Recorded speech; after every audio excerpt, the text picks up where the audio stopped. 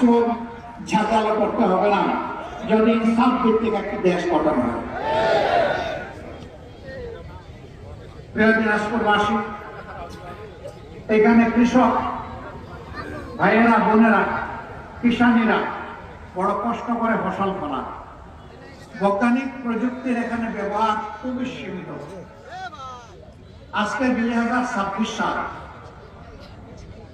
বিশ্বের বিভিন্ন দেশ স্বাধীন হওয়ার 25 বছরের ভিতরে কৃষিতে আধুনিক যন্ত্রপাতির সমন্বয় ঘটিয়ে স্বাভাবিক অবস্থার চাইতে 4 গুণ বেশি ফসল উৎপাদন করছে।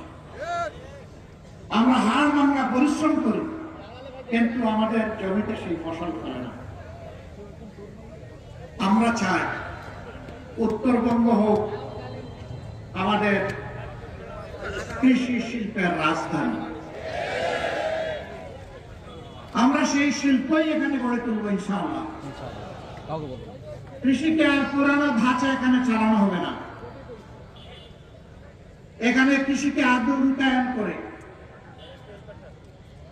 আধুনিক লজিস্টিক সরবরাহ করে ন্যায্য এবং স্বল্প মূল্যে কৃষকের হাতে তুলে দিয়ে আমরা এই জমির উৎপাদন বাড়িয়ে তুলব। বলবেন যে কিছু কিছু উৎপাদন করার পরে ওটারই তো সঠিক বাজার মূল্য পাই না, আবার সংরক্ষণের অভাবে অনেক সময় আমাদের উৎপাদিত ফসল ধ্বংস হয়ে যায়। আমরা আপনাদেরকে কথা দিচ্ছি, ফসলের ন্যায্য মূল্য ইনশাআল্লাহ নিশ্চিত করা হবে এবং ফসল এবং সবজির সংরক্ষণ নিশ্চিত করা হবে। জায়গায় জায়গায় সংরক্ষণাগার গড়ে তোলা হবে। তাহলে সারা বছর বাংলাদেশের মানুষ স্বস্তির সাথে ন্যায্য দামে, কমেও নয় বেশিতেও নয়, তারা সেই কৃষি পণ্যগুলা পাবে। তারা করবে এটা। বেশি বেশি না কম?